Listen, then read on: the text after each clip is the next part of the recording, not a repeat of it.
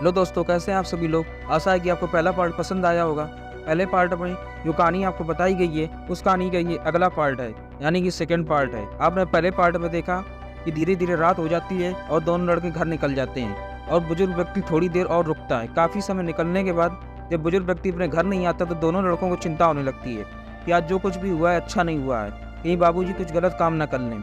इसलिए वह उन्हें ढूंढने के लिए निकल रहे थे। इतने में वह बुजुर्ग व्यक्ति आ जाता है। बेटा, कहाँ गए थे आप। बुजुर्ग व्यक्ति, मैं उस व्यक्ति को मिठाई देने के लिए उसके घर गया था जिससे आज झगड़ा हुआ था। बेटा, आप उसके घर क्यों गए थे। बुजुर्ग व्यक्ति, आज मैं तुम्हें बताता हूँ कि बिजनेस कैसे किया जाता। बेटा, मतलब। बुजुर्ग व्यक्ति, जो होना था वो तो हो ही गया। फिर मैं उसके घर गया और मैंने उससे बोला कि सर मेरी गलती थी, जब मैंने हिसाब मिलाया तो सब बराबर निकला। फिर मैंने उसे मिठाई दी और मैं वापस आ गया। बेटा, एक तो उसने मिठाई के पैसे नहीं दिए और आप उसके घर जाकर ही उससे माफ़ी मांग रहे हैं। बुजुर्ग व्यक्ति, तुमने बिजनेस करना तो सीखा ही नहीं। अगर आज मैं उसके घर नहीं जाता तो वह दूसरी दुकान में मिठाई खरीदता और पूरे मार्केट में हमारी बुराई करता, जिससे हमारी दुकान की वैल्यू गिरती। लेकिन अब वह हमारी बुराई नहीं करेगा और हमारे पास से ही मिठाई खरीदेगा। बेटा, लेकिन हमारा जो नुकसान हुआ उसका क्या।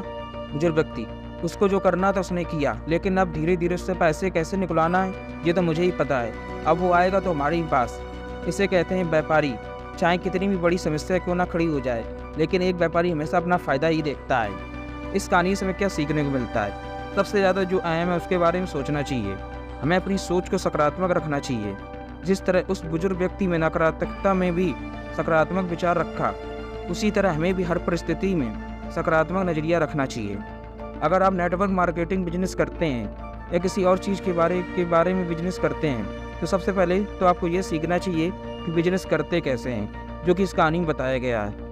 परिस्थिति कैसी भी हो, हमें अपने ग्राहक से अपना व्यवहार ख़राब नहीं करना चाहिए, क्योंकि कौन सा पेड़ कितनी गहराई रखता है ये हमें पता नहीं होता। इसलिए अपने ग्राहक के साथ अच्छा व्यवहार होना चाहिए। बिजनेस करने के लिए आपको सबसे ज़्यादा ज़रूरी है लोक व्यवहार।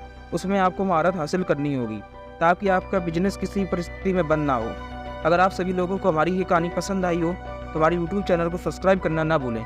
साथ ही वीडियो को लाइक ज़रूर करें और इस कहानी को अपने दोस्तों के साथ भी शेयर करें और कमेंट करके बताएं ये कहानी आपको कैसी लगी। धन्यवाद।